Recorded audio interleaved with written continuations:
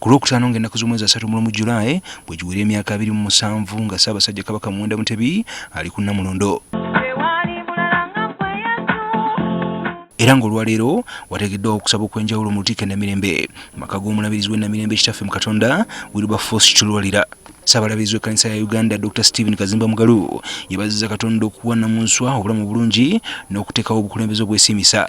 Nga tujjukira Katonda kyatukoledde nga alabirira Ssabasajja emyaka 27 gino n'awanirira Obuganda, tetuyinza kwogera nga Dawudi nti Katonda tusanyukira mu bukuumi bwo, tusanyukira mu buwanguzi bwo, tusanyukira mu bugabirizi bwo. Wabula Ssaabalabirizi mwenyamivu n'abantu bayise abalabe b'Obwakabaka. Ebyokwebaza waliwo n'abalaba ab'omunda ababeera mu Bwakabaka baga woligwa wendigwa walijabo naye ssebo nga balabe ba munda babeera omwo baliira omwo mpola mpola. Ssentebe w'akakiiko akateekateeka k'Amatikkira g'omwaka guno ow'ekitiibwa Kiwalayo Male nga yasomye obubaka bwa Katikkiro wa Buganda Charles Peter Mayiga akuutidde abantu ba Buganda okwongera okukolera obumu.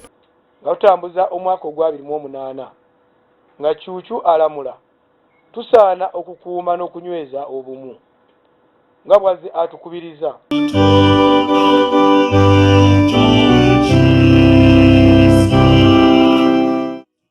Ku lutikko Rubaga newe wabaddeyo mu misa eweereddwayo okusabira empologoma n'Obuganda olw'okutuuka ku matikkira ag'omulundi ogwa 27.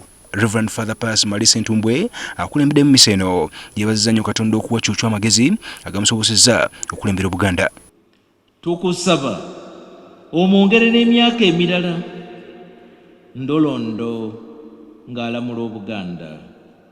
Tukusaba obwakabaka bwa Buganda bubeere obwakabaka obujudde amazima n'obulamu.